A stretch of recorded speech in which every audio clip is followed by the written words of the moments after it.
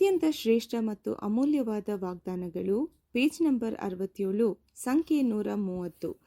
ಈ ಚಿಕ್ಕವರಲ್ಲಿ ಒಬ್ಬನನ್ನಾದರೂ ತಾತ್ಸಾರ ಮಾಡಬಾರದು. ನೋಡಿರಿ, ಪರಲೋಕದಲ್ಲಿ ಅವರ ದೂತರು ಪರಲೋಕದಲ್ಲಿರುವ ನನ್ನ ತಂದೆಯ ಮುಖವನ್ನು ಯಾವಾಗಲೂ ನೋಡುತ್ತಲಿದ್ದಾರೆ ಎಂದು ನಿಮಗೆ ಹೇಳುತ್ತೇನೆ. ಮತ್ತಾಯ 18ನೇ ಅಧ್ಯಾಯ 10 ಮತ್ತು 11 ವಾಕ್ಯಗಳು. ಪ್ರತಿಷ್ಠೆ ಪಡಿಸಿಕೊಂಡವರ, ಆಯ್ದುಕೊಂಡವರ ಮೇಲೆ ಕಡಿಮೆ ಎಂದರೆ ಒಬ್ಬರು ಅಥವಾ ಅಧಿಕ ದೇವದೂತರು ಕಾವಲಿರುವುದನ್ನು ಕರ್ತನ ಈ ಮಾತುಗಳು ಸೂಚಿಸುತ್ತವೆ. ಆತನು ಈ ವಿಷಯವನ್ನು ವಿವರಿಸುವುದಕ್ಕಾಗಿ ಇನ್ನೂ ಭಿನ್ನವಾದ ಮಾತಿನ ಶೈಲಿಯನ್ನು ಉಪಯೋಗಿಸುತ್ತಾನೆ. ಅದೇನೆಂದರೆ, ದೂತರು ನಮ್ಮ ಹಿತಾಸಕ್ತಿಗಳನ್ನು ಕಾಪಾಡುವಲ್ಲಿ ತಡಮಾಡುವುದಿಲ್ಲ. ಬೇರೆ ಯಾವುದೇ ಮುಖ್ಯವಾದ ಪರಲೋಕದ ವ್ಯವಹಾರಗಳು ಇದಕ್ಕೆ ಅವರನ್ನು ಅಡ್ಡಿಪಡಿಸುವುದಿಲ್ಲ.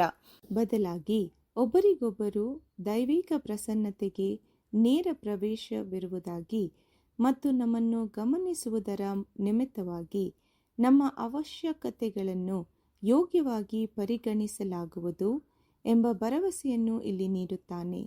ಆಮೆನ್.